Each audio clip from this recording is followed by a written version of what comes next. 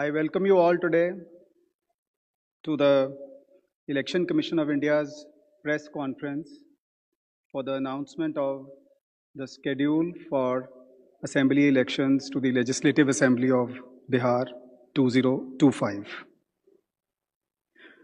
We have amongst us Honorable Chief Election Commissioner Shri Gyanesh Kumar Sir, Honorable Election Commissioner Dr. Sukhbir Singh Sandhu Sir, Honorable Election Commissioner Dr. Vivek Joshi Sir, Senior Deputy Election Commissioners Manish Garg Sir, Gyanesh Bharti Ji, Pawan Kumar Sharma Ji, Election Commissioners Yetru Ji, Sanjay Kumar Ji, Director General IT Seema Madam.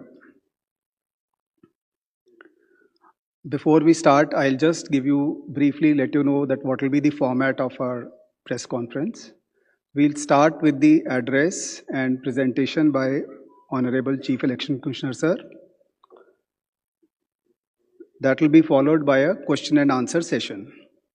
For the question and answer session, as per our previous practice, we'll be taking questions in groups of 5, and then Honorable Chief Election Commissioner would be answering in those groups. Before you ask your question, I would request you to kindly introduce yourself and the name of the organization. Thank you all. I'll request you to put your mobile phones on the silent mode. Sir.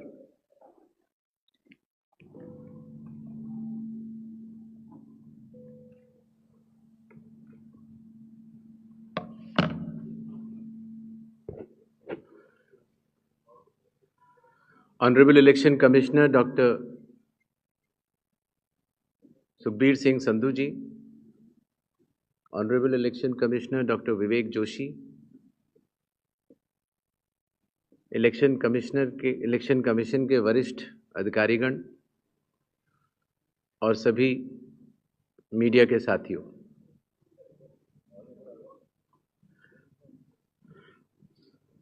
आज आप सभी के माध्यम से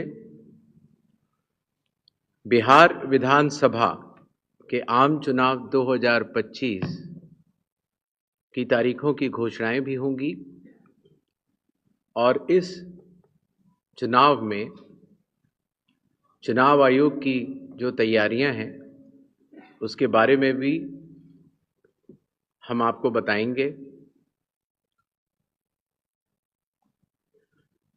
बिहार की पावन भूमि पर 5 वर्षों के बाद अब विधानसभा के चुनाव का आगमन हो रहा है। जैसा कि आप सबको पता है,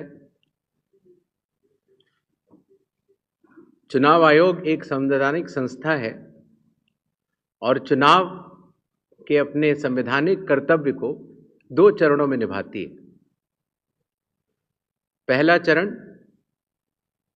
मतदाता सूची बनाना और दूसरा चरण चुनाव कराना। जैसा कि आप सबको पता है, 24 जून 2025 से शुरू हुए विशेष गहन परीक्षण के दौर में मतदाता सूची का शुद्धिकरण किया गया। इन्यूमरेशन का पीरियड 24 जून से 25 जुलाई तक रहा। 1 अगस्त को ड्राफ्ट सूची पब्लिश की गई और सभी राजनीतिक दलों को भी दी गई। 1 अगस्त से लेके 1 सितंबर तक क्लेम्स एंड ऑब्जेक्शंस का पीरियड रहा, जिसमें जिसको भी, चाहे वो मतदाता हो, चाहे वो राजनीतिक दल हो, चाहे उनके बूथ लेवल एजेंट्स हो, उनको क्लेम्स एंड ऑब्जेक्शंस देने का भरपूर समय दिया गया। और उसके बाद पात्रता का परीक्षण हुआ और 30 सितंबर को फाइनल मतदाता सूची प्रकाशित कर दी गई। फाइनल मतदाता सूची भी सभी राजनीतिक दलों को दी जा चुकी है और अभी भी अगर उसमें कोई भी इलेक्टोरल रजिस्ट्रेशन ऑफिसर से कोई गलती रह गई हो तो उसके ऊपर जिला अधिकारी के पास अपील फाइल की जा सकती है। और साथ ही साथ किसी का नाम अगर छूट गया हो तो वो नॉमिनेशन के 10 दिन पहले तक जुड़वा सकता है। नॉमिनेशन समाप्त होने पर जो भी मतदाता सूची फाइनल होगी उस पर चुनाव होंगे और उसके उपरांत कोई भी नाम जोड़ा नहीं जा सकता। अभी हाल ही में चुनाव आयोग की पूरी टीम ने और हम तीनों चुनाव आयुक्त ने बिहार का दौरा किया और दौरा करने के बाद जो सारी चीज़ें समीक्षा के उपरांत आईं उसके तहत ये निर्णय हुआ कि आज हम आपके समक्ष बिहार के सभी मतदाताओं के लिए, सभी राजनीतिक दलों के लिए चुनाव की तारीखों का ऐलान करें। बिहार में हम लोग सभी राजनीतिक दलों से मिले, सभी जिला collectors, SPs, IG, DIGs, DGP, chief secretary, divisional commissioners, enforcement agencies, सबके साथ सीएपीएफ के नोडल ऑफिसर्स, सबके साथ बैठकें हुई और आपके माध्यम से बिहार की जनता को चुनाव आयोग ये बतलाना चाहता है कि इस बार बिहार के चुनाव न केवल मतदाताओं के लिए बहुत ही सुगम और सरल होंगे, न केवल पूरी चुनावी मशीनरी तत्परता के साथ मतदाताओं के साथ खड़ी रहेगी, न केवल लॉ एंड ऑर्डर की व्यवस्था पर पूर्ण निगरानी रखी जाएगी, बल्कि शांतिपूर्ण ढंग से, पूर्ण पारदर्शी तरीके से बिहार के होने वाले चुनाव शायद सबसे अच्छे चुनावों के रूप में परिलक्षित होंगे, ऐसी चुनाव आयोग की मंशा है। इसके लिए चुनाव आयोग सभी राजनीतिक दलों का, सभी मतदाताओं का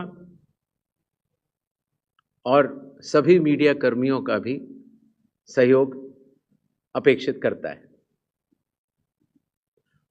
इसके पहले कि हम तारीखों की तरफ बढ़ें, एक छोटी सी प्रेजेंटेशन है जिससे कि काफ़ी वस्तु स्थिति आप सब लोगों के भी समक्ष आएगी और जनता के भी समक्ष आएगी। Presentation please.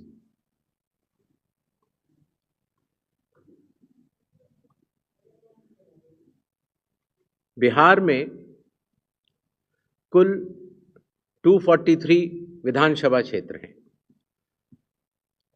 इसमें अनुसूचित जाति के लिए 38 और अनुसूचित जनजाति के लिए 2 रिजर्व्ड हैं। नेक्स्ट। एक ओवरव्यू अगर लिया जाए मतदाताओं का, तो कुल मतदाताओं की संख्या लगभग 7.42 करोड़ है, जिसमें कि मेल 3.92 और फीमेल 3.5 करोड़ हैं। सीनियर सिटीजन्स लगभग 4 लाख हैं। 100 वर्ष की आयु पूर्ण कर चुके मतदाता लगभग 14,000 हैं और फर्स्ट टाइम वोटर्स लगभग 14 लाख हैं। जैसा कि अब आप सबको विदित है, इस बार चुनाव आयोग ने मतदाताओं की सहूलियत के लिए, उनकी सुविधा के लिए हर मतदान केंद्र पर 1200 से ज़्यादा मतदाता न हो, ऐसा लक्ष्य रखा है। इसके चलते पोलिंग स्टेशंस की संख्या में वृद्धि हुई और अब बिहार में 90,712 पोलिंग स्टेशंस हैं। एवरेज वोटर्स पर पोलिंग स्टेशन लगभग 818। वुमेन मैनेज्ड 1044 और मॉडल पुलिस स्टेशन लगभग 1350। हर पोलिंग स्टेशन पर वेबकास्टिंग की व्यवस्था होगी, जिससे चुनावी प्रक्रिया के ऊपर वरिष्ठ अधिकारियों का पूरा निगरानी किया जा सके। बिहार में कुछ इंटरेस्टिंग चीजें भी हैं। दियारा रीजन में लगभग जो 250 पोलिंग स्टेशन हैं, वहाँ घोड़े से पेट्रोलिंग होती है और इसी तरीके से लगभग 197 पोलिंग स्टेशंस में नाव के जरिए पोलिंग पार्टीज जाती हैं।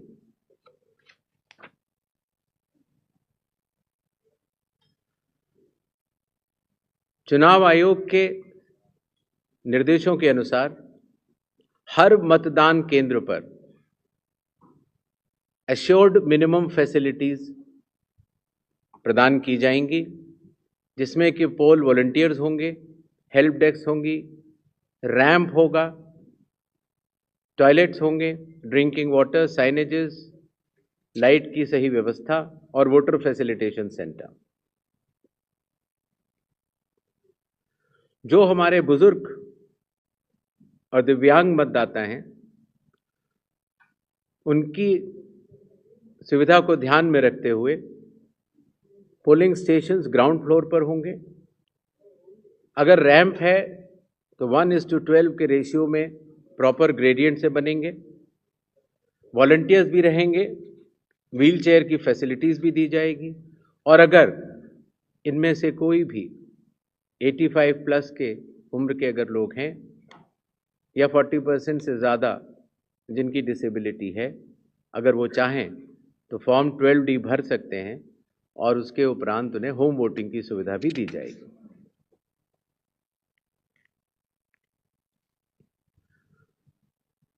बिहार के दौरे पर चुनाव आयोग ने जिला मजिस्ट्रेट्स को, सुपरिंटेंडेंट्स ऑफ पुलिस को और सभी एनफोर्समेंट एजेंसीज को सख्त निर्देश दिए हैं, zero tolerance to any violence,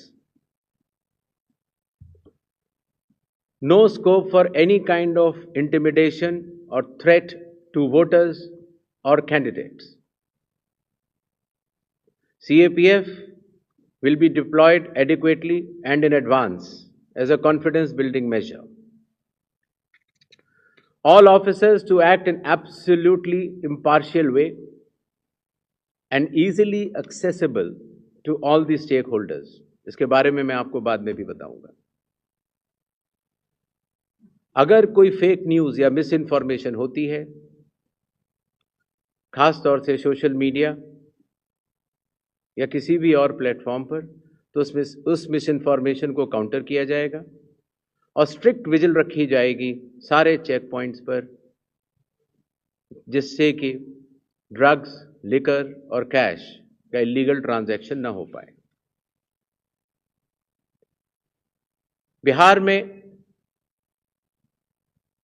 Bihar के पूरी चुनाव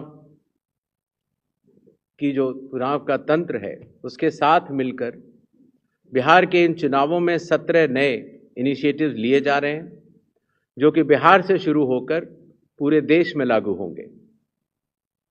चुनाव आयोग ने इसके ऊपर एक इनिशिएटिव के ऊपर काफ़ी चर्चा और इनकी प्रायोगिकता को देखते हुए ये कदम उठाया है और एक ऐतिहासिक कदम इसको माना जाएगा। ट्रेनिंग, पहली बार जो चुनाव आयोग का ट्रेनिंग इंस्टीट्यूट है, India international institute for democracy and election management, वहां पर बिहार के सभी बूथ लेवल एजेंट्स जो जिला स्तर के थे, बूथ लेवल एजेंट 1, उनकी ट्रेनिंग का आयोजन किया गया। इसी तरह से अब जहां जहां चुनाव होंगे वहाँ वहाँ बूथ लेवल एजेंट्स 1 की भी ट्रेनिंग IIIDM द्वारिका में की जाएगी।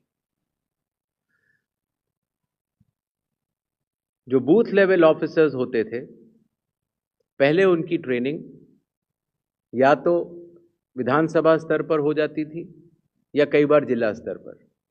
तो इस बार हर विधानसभा क्षेत्र के 4 से 5 BLOs को IIIDM में बुलाया गया और उनको चुनावी प्रक्रिया के बारे में अवगत कराया गया, जिससे कि हमें अब जो चुनावी तंत्र है, जो जमीनी स्तर का चुनावी तंत्र है, उसमें बहुत ही ज़्यादा बदलाव देखने को मिला।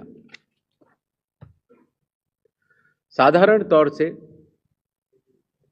पुलिस ऑफिसर्स की ट्रेनिंग भी जिला स्तर पर या राज्य स्तर पर होती थी, लेकिन चूंकि लॉ एंड ऑर्डर एक सेंसिटिव सब्जेक्ट है और ख़ास तौर से जब CAPF जाती हैं तो जिला पुलिस प्रशासन और CAPF का समन्वय भी बहुत आवश्यक होता है। इसके लिए पहली बार पुलिस ऑफिसर्स की भी IIIDM में ट्रेनिंग की व्यवस्था की गई। ये तीनों लॉजिस्टिक्स के हिसाब से और ट्रेनिंग के हिसाब से बहुत बड़े कदम रहे। मतदाता सूची लगभग 22 वर्षों के बाद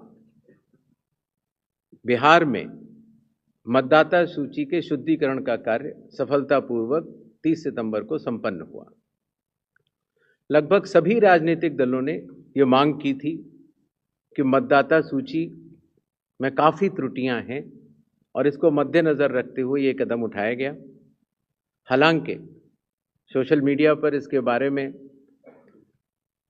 कुछ बढ़ चढ़कर कहा गया, लेकिन सत्यता ये है कि आज की तारीख में बिहार के 243 इलेक्टोरल रजिस्ट्रेशन ऑफिसर्स ने 90,000 बूथ लेवल ऑफिसर्स के साथ मिलकर 1.6 लाख बूथ लेवल एजेंट्स, जो कि 12 मान्यता प्राप्त राजनीतिक दलों ने नियुक्त किए थे, उनके साथ मिलकर इस सूची को शुद्ध करने का बहुत ही सराहनीय काम किया है और बिहार ने देश को ये राह दिखाई है। चूंकि विशेष गहन परीक्षण में काफ़ी मेहनत जमीनी स्तर के अधिकारियों को करनी पड़ी, तो जो रिन्यूमरेशन था, जो BLOs का था और जो बाकी अधिकारियों का था, उसको भी कई वर्षों के बाद बढ़ाया गया और ख़ास तौर से EROs और AEROs का ऑनरेरियम तो पहली बार दिया गया।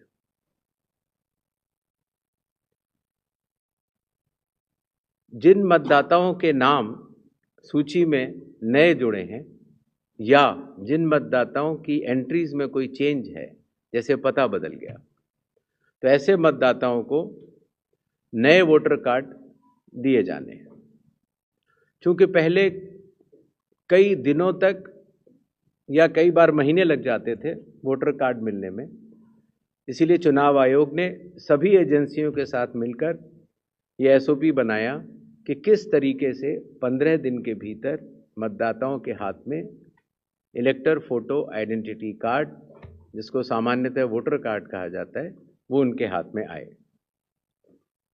इसी तरीके से जो हमारे बूथ लेवल ऑफिसर्स हैं, जब वो मतदाताओं के घर घर जाते हैं तो उनको भी पहचान पत्र पहली बार चुनाव आयोग ने डिज़ाइन भी किया और उनको दिया भी।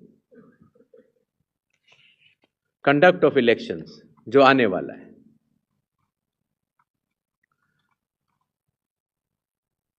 देश की प्रगति को ध्यान में रखते हुए और ख़ास तौर से बिहार की प्रगति को ध्यान में रखते हुए लगभग काफ़ी मतदाताओं के पास मोबाइल होते हैं और उनको इस बात की समस्या रहती थी कि हम मोबाइल लेके अगर घर पर छोड़ के जाते हैं तो दिक्कत होती है और लेके जाते हैं तो हम कहाँ उसको रखें, क्योंकि मोबाइल फ़ोन पोलिंग स्टेशन के अंदर अलाउड नहीं है। इसलिए एक नई व्यवस्था बनाई गई जिससे कि पोलिंग स्टेशन के कमरे के ठीक बाहर कोई भी मतदाता अपना मोबाइल फ़ोन जमा करा सकता है, अंदर जाके अपना वोट डाल सकता है और बाहर आने के बाद अपना मोबाइल लेके घर जा सकता है।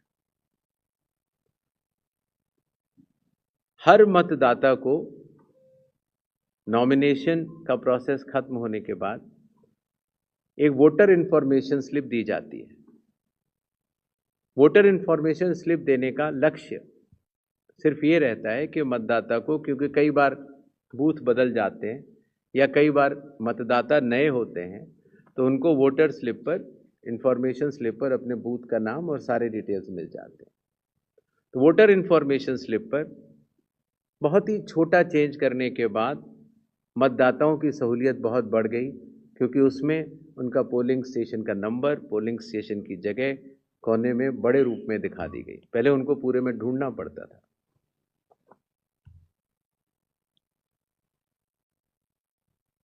चुनाव आयोग की लगभग विगत कई वर्षों से एक एक करके एप्स बनती चली गई और लगभग 40 एप्स आज की तारीख में चुनाव आयोग के पास है।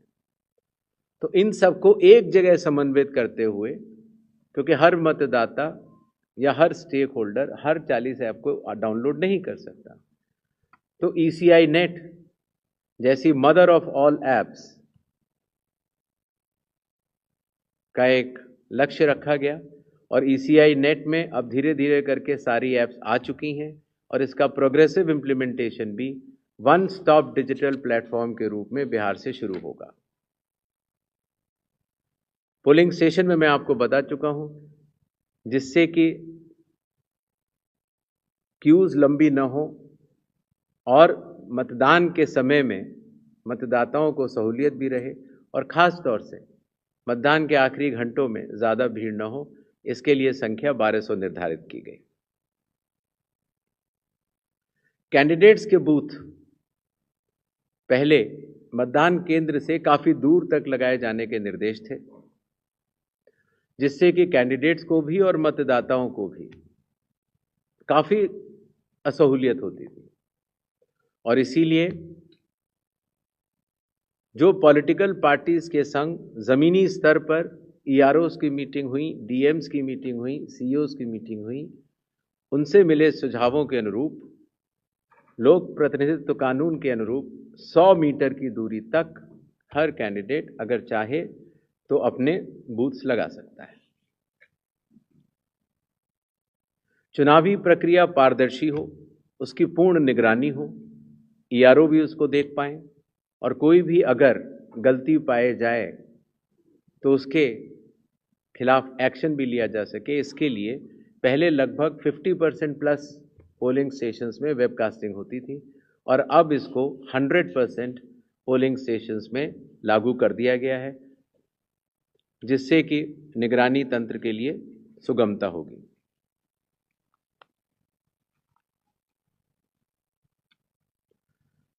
कई बार प्रत्याशियों ने ये शिकायत की थी कि जो हमारी फ़ोटो होती है वो चूँकि ब्लैक एंड वाइट में आती है और जमा तो कलर्ड करते हैं, तो वो पहचान में नहीं आती और काफ़ी हतोत्साहित उनको होना पड़ता है जब वो EVM में उनकी फ़ोटो अच्छी नहीं आती।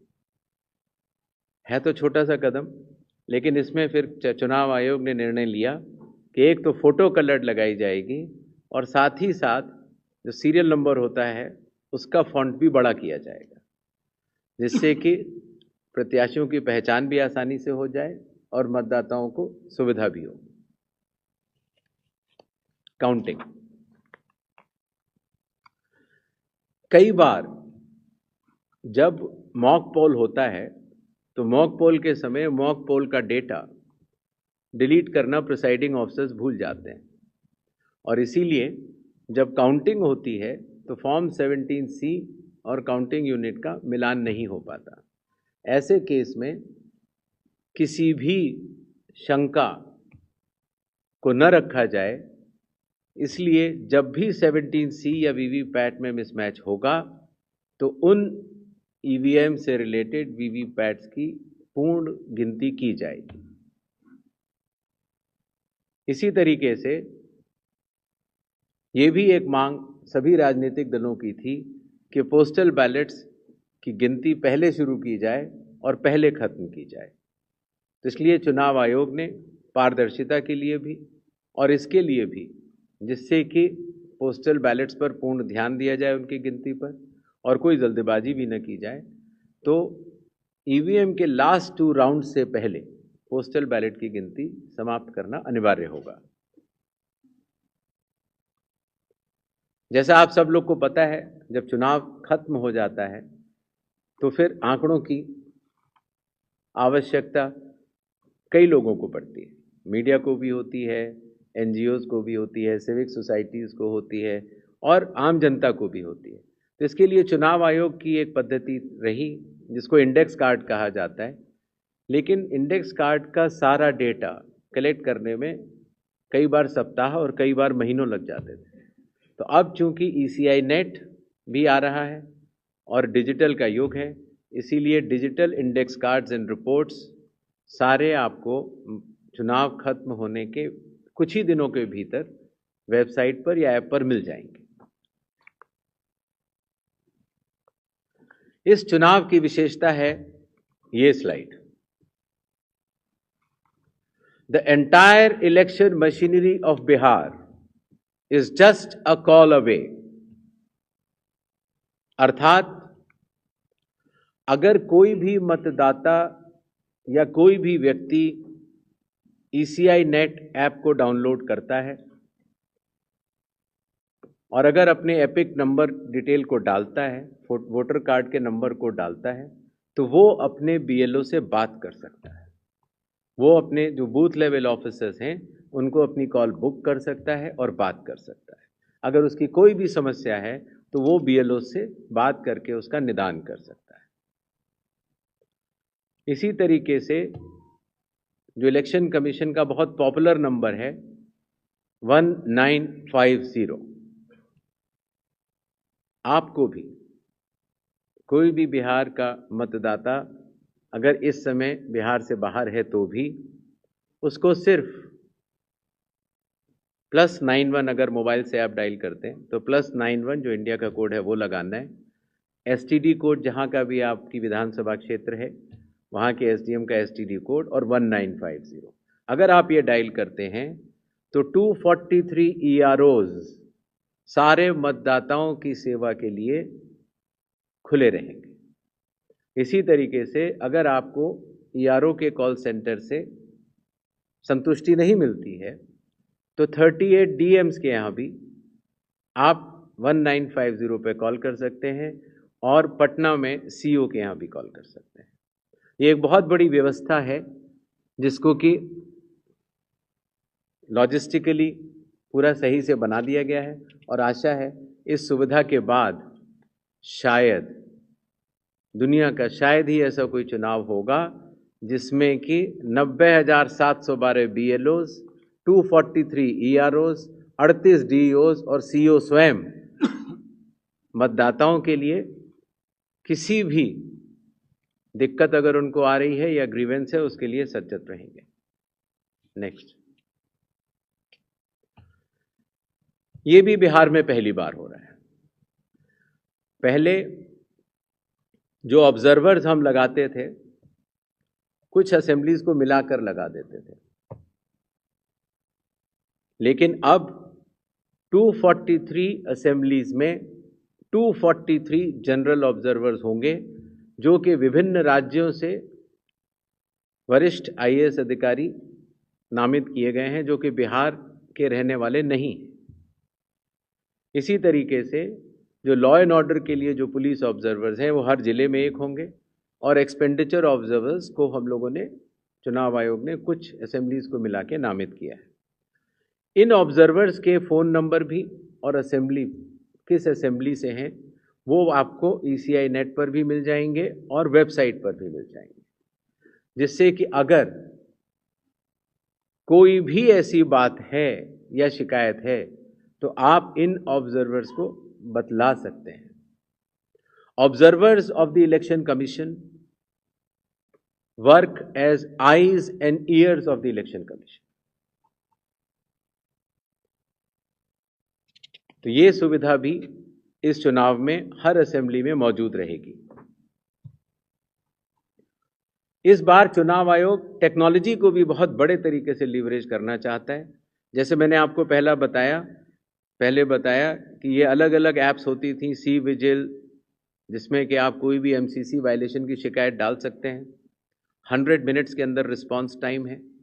अगर 100 मिनट्स के अंदर नहीं होती है तो जिला कलेक्टर उसको स्वयं देखते हैं और सीओ भी स्वयं देखते हैं। Know your candidate, voter helpline app, ये सारी की सारी।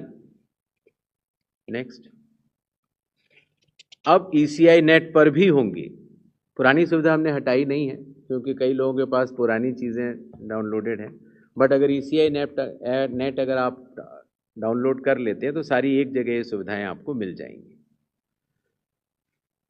नेक्स्ट, बिहार के मतदाताओं की संख्या आपको कि उससे बड़े मतदाताओं की संख्या दुनिया के सिर्फ 10 या 11 देशों में ही है।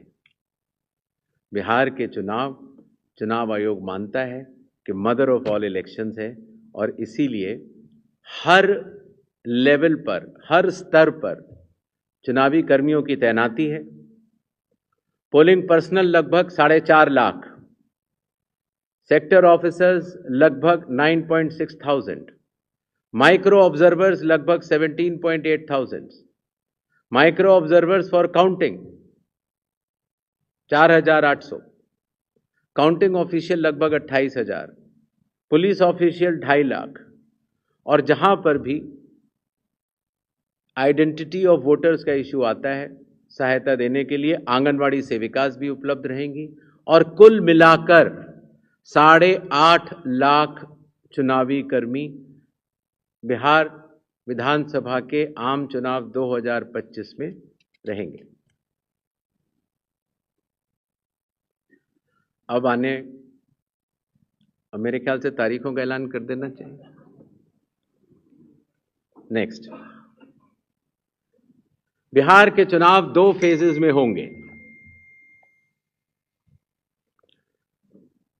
पहले फेज के डेट गैजेट नोटिफिकेशन 10 तारीख को आएगा, दूसरे का 13 को। Last date of making nominations पहले फेज की 17 को होगी, दूसरे की 20 को। स्क्रूटनी 18 और 21। विड्रॉल की आखिरी तारीख 20 अक्टूबर और 23 अक्टूबर।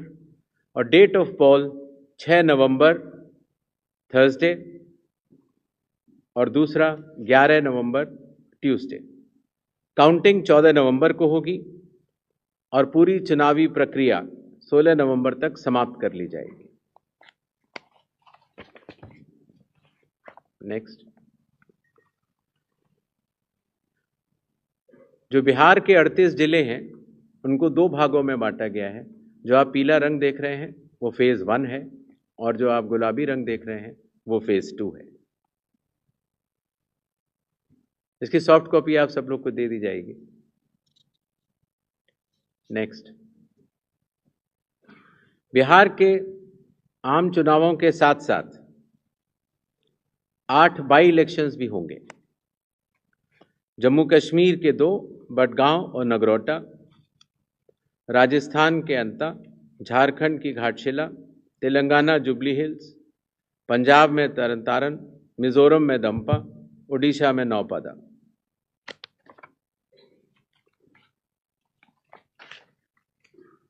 इनकी तारीखें भी अलग अलग कॉन्स्टिट्यूंसी के हिसाब से यहां पर दी गई हैं। डेट ऑफ पोल लेकिन सबका 11 तारीख ही होगा और काउंटिंग 14 नवंबर को होगी। इसके साथ कुछ चीजें हम जरूर बताना चाहेंगे। सबसे पहले मतदाताओं के नाम एक संदेश रहेगा, वो यह कि कृपया अपना नाम इलेक्टोरल रोल में जरूर चेक कर लें, क्योंकि अगर अभी भी छूट गया है तो नॉमिनेशन से 10 दिन पहले तक जोड़ा जा सकता है। कृपया अपने पोलिंग स्टेशन के बारे में ईसीआई नेट से जानकारी हासिल करें या अपने बूथ लेवल ऑफिसर से समझ लें। वोटिंग जब आप करते हैं, अगर बाई चांस किसी कारणवश अगर आप अपना वोटर कार्ड लाना भूल गए हैं, तो 12 ऑल्टरनेटिव डॉक्यूमेंट्स होते हैं जिससे कि आप अपनी आइडेंटिटी बता सकते हैं और उसके बाद वोट डाल सकते हैं। मतदाताओं को ये विश्वास रहे कि हर पोलिंग बूथ पर AMF that is assured minimum facilities उपलब्ध होंगी। वोटर इंफॉर्मेशन स्लिप्स हर मतदाता को पहुंचाई जाएंगी।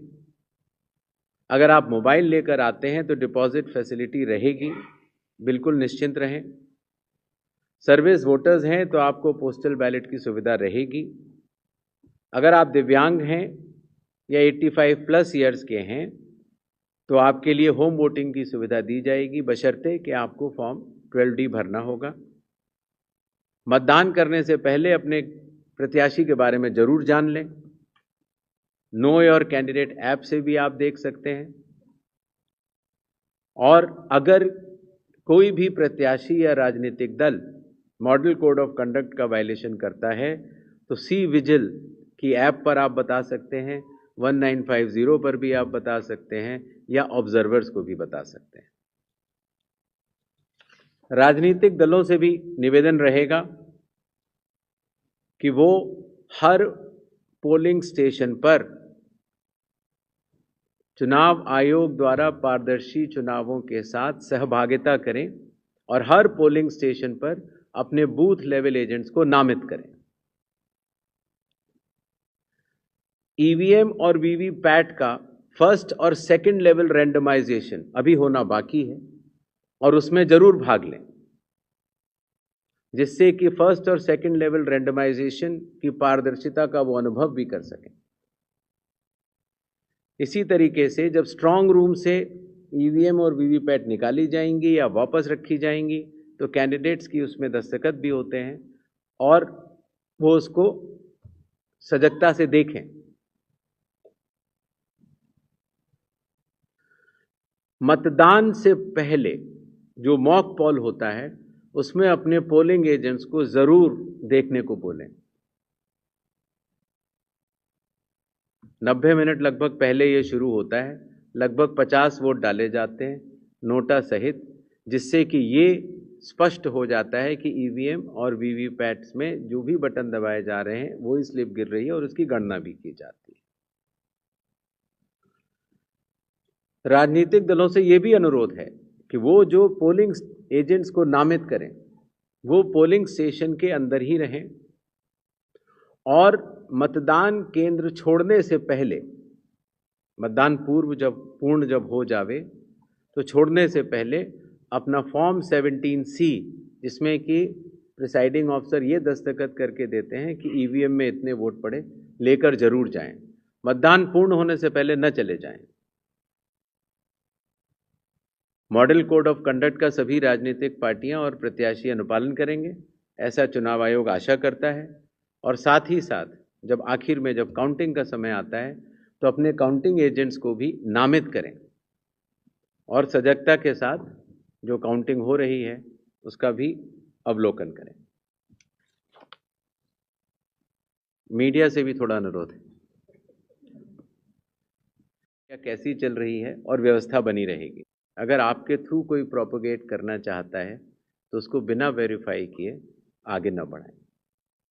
और ख़ास तौर से अगर आपको लगता है कि वो गलत इन्फॉर्मेशन है तो उसको अगर आप सूचित कर देंगे 1950 पर या सी विजिल पर तो उस पर एक्शन भी लिया जा सकता है। इन्हीं छोटे शब्दों के साथ बिहार का चुनाव बिहार के मतदाताओं को और सभी राजनीतिक दलों को और आने वाले प्रत्याशियों को सबको बहुत बहुत शुभकामनाएं। धन्यवाद।